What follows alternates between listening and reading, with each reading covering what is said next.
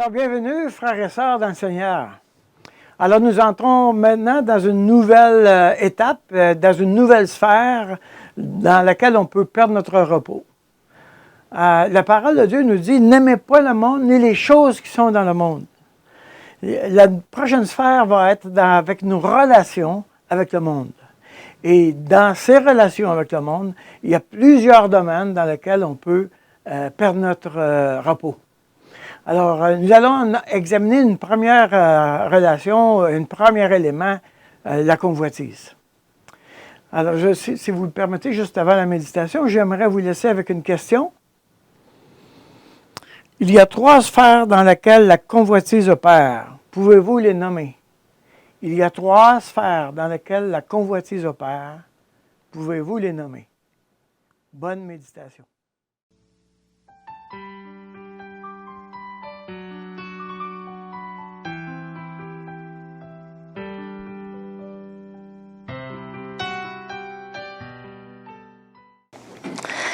Alors, nous allons parler du repos de Dieu, bien sûr. Nous sommes dans cette série-là. Et nous allons aller dans une direction un peu spéciale. Je suis en présence d'un grand nombre de personnes qui sont épuisées à cause de leur travail.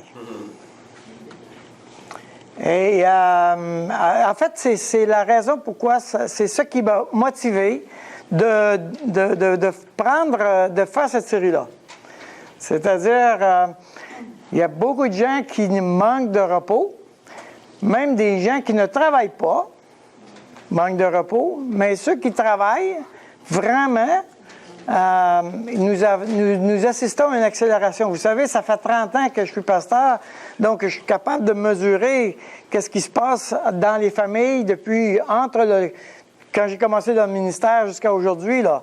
Et il y a une courbe exponentielle de stress et d'activités qui sont très inquiétants, réellement. Et c'est pas de la faute des gens. C'est à cause du système. On va regarder ça ensemble.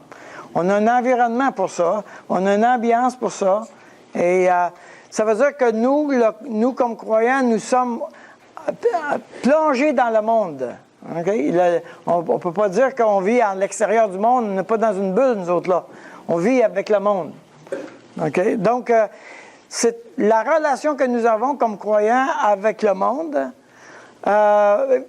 fait partie du problème, et on peut se poser la question, comment nous, comme croyants, on va établir le repos de Dieu dans nos vies, dans un contexte où on est dans le milieu du monde. C'est un peu la raison, c'est un peu le sujet d'aujourd'hui. Donc, nous avons vu qu'avec Dieu, on peut perdre le repos parce qu'on se sent coupable, parce qu'on a honte, parce qu'on ne sait pas si Dieu nous aime, il continue de nous aimer. Mais maintenant, on va regarder une autre dimension, c'est celle de la collectivité. C'est-à-dire que nous sommes dans un lieu où on est en contact avec des gens. Tes compagnons de travail peuvent te taper sur les nerfs. Le travail peut être difficile, etc. C'est pas sans demander de l'énergie. Alors, redisons-nous ensemble la définition du repos qu'on s'est donnée. Cesser intentionnellement. Les mots sont pesants, là. Cesser intentionnellement de poser des actions créatives ou de transformation reliées à l'approbation d'un gain, afin de jouir de ce que Dieu m'a donné. Autrement dit, je ne fais rien dans le but de produire quelque chose. Ça ne veut pas dire que je ne fais rien, dans le sens que je m'assois sur le divan puis j'ai les 2 pieds allongés, parce que ça se peut que ce soit un gain, ça. Tu es en train de te reposer pour plus travailler cette semaine. Donc, si tu te reposes avec cette intention-là, tu fais une action de transformation reliée à l'appropriation d'un gain. Tu n'es pas dans le repos de Dieu. Wow! Wow! C'est pas mal alambiqué, hein? Alors, où est-ce que je perds mon repos dans le monde? Comment ça arrive, cette affaire-là? Puis où est-ce que je le perds, mon repos dans le monde? Ça va être la question qu'on va se poser. Et la Bible, elle nous donne une progression. La Bible elle nous donne une progression, et cette progression-là est vraiment fascinante. Dans Genèse chapitre 3, la femme vit que l'arbre était bon. Elle convoitise. Parce qu'il y a eu péché, Dieu dit, le sol va être maudit à cause de toi. Parce que le sol est maudit, Dieu dit, OK, maintenant, je vais vous chasser du jardin, où tout est facile, et je vais vous envoyer errer dans le monde. Mais là, quand tu erres dans le monde, n'importe qui est là qui peut t'attraper et te rendre esclave. Ça, c'est la progression qu'on va regarder. Donc, je convoite quelque chose qui m'amène à travailler fort dans un lieu qui ne m'appartient pas et je deviens esclave des autres. On va regarder ça en détail. Premièrement, la convoitise. Là, je ne parle pas des voisins, là, je parle de nous. OK? La femme vit que l'arbre était bon à manger et agréable à la vue et qu'il était précieux pour ouvrir l'intelligence. Nous avons un texte parallèle dans Jean qui dit « N'aimez pas le monde, ni les choses qui sont dans le monde. Si quelqu'un aime le monde, l'amour du Père n'est point en lui. Car tout ce qui est dans le monde, la convoitise de la chair, la convoitise des yeux et l'orgueil de la vie, ne vient point du Père, mais vient du monde. » Voyez-vous? Bon à manger, convoitise des yeux, convoitise de la chair, agréable à la vue, et précieux pour ouvrir l'intelligence, l'orgueil de la vie.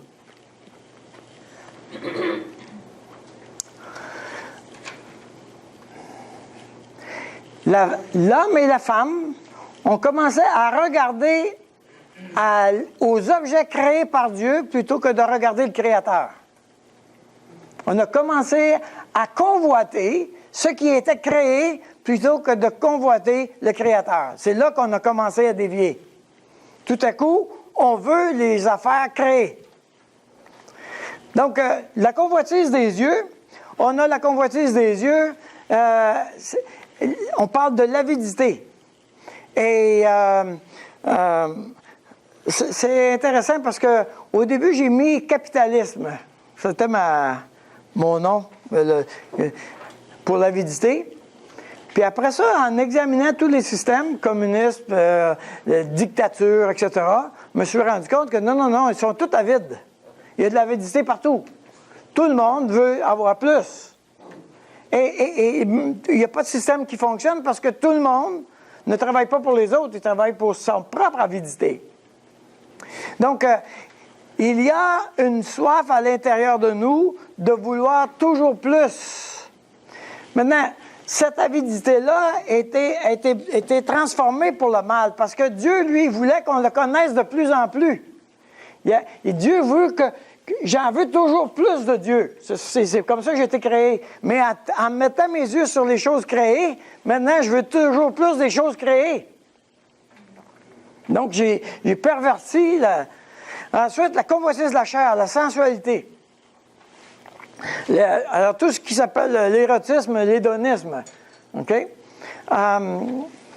Je lisais en fin de semaine que dans le seul État du New Hampshire aux États-Unis, il y a une personne par semaine qui meurt, je pense que c'est par jour, qui meurt d'une overdose d'héroïne dans un État. OK? Tout ce qui produit physiquement quelque chose fait partie de la convoitise de la chair. OK? Et enfin, l'orgueil de la vie, c'est-à-dire que toutes les choses sont rapportées à moi. Tout vient pour moi, pour mon propre bénéfice personnel. J'ai mis humanisme. Pourquoi? L'humanisme, c'est vraiment intéressant. Parce que l'humanisme, il y a un très grand nombre de points que tu vas dire, si les croyants appliquaient ça, ça serait extraordinaire. Et avec raison. Vraiment, il y a des excellents. Le problème avec l'humanisme, c'est que ça dit ceci, c'est que la spiritualité la spiritualité nous... bon, j'ai oublié le mot. Je vais le dire d'une autre manière. Puisque nous recherchons la liberté, puisque nous voulons avoir le droit de penser par nous-mêmes, tout système qui nous enlève la liberté, qui m'enlève la capacité de choisir pour moi-même les choses, ça fait que je dois l'identifier et le condamner. Et dans plusieurs endroits, ils ont raison. Mais ça arrive à Dieu. Puis ils arrivent à Dieu puis ils disent, on utilise Dieu pour nous écraser et nous rendre esclaves. Et c'est là où le problème manque avec l'humanisme, c'est qu'on met tout l'homme au centre plutôt que de décentrer l'homme et de mettre Dieu au centre. OK? Donc, l'orgueil de la vie nous amène à la performance. La personne qui dit, regardez, je suis en train, vous avez tous été en contact avec le fait que présentement, les États-Unis sont en pleine élection, puis il y a des candidats, différents candidats, etc., n'est-ce pas? Qu'est-ce que vous pensez qui arrive là? Qu'est-ce que vous voyez là, si ce n'est pas de la performance? Il faut qu'ils vendent, il faut qu'ils se vendent, n'est-ce pas? Et croyez-moi qu'ils mettent le paquet pour se vendre. Performance. Quand tu t'en vas sur l'autoroute puis que tu vois les annonces, OK? Viens prendre un café chez Tim Hortons, OK? Qu'est-ce qui est en arrière? Performance. Parce que s'ils ne vendent pas assez de café, l'action baisse, etc. Et les autres, ils n'ont pas le choix, il faut qu'ils vendent des cafés. Puis quand ça va en passer, on ferme la boutique. Voyez-vous? L'idée, c'est que nous sommes de plus en plus en train d'aller dans cette direction. Salomon souligne que tout objectif ou ambition terrestre dont l'accomplissement serait recherché comme une fin en soi ne conduit qu'au vide intérieur. Bon, vous irez la lire sur Internet plus tard. Quel avantage, c'est Salomon qui dit ça, quel avantage revient-il à l'homme de toute la peine qu'il se donne? OK? Et il va terminer en disant « vanité des vanités ». Tout est vide, tout est vain. N'est-ce pas? Et si on revient à notre idée, la convoitise des yeux, le matérialisme. OK?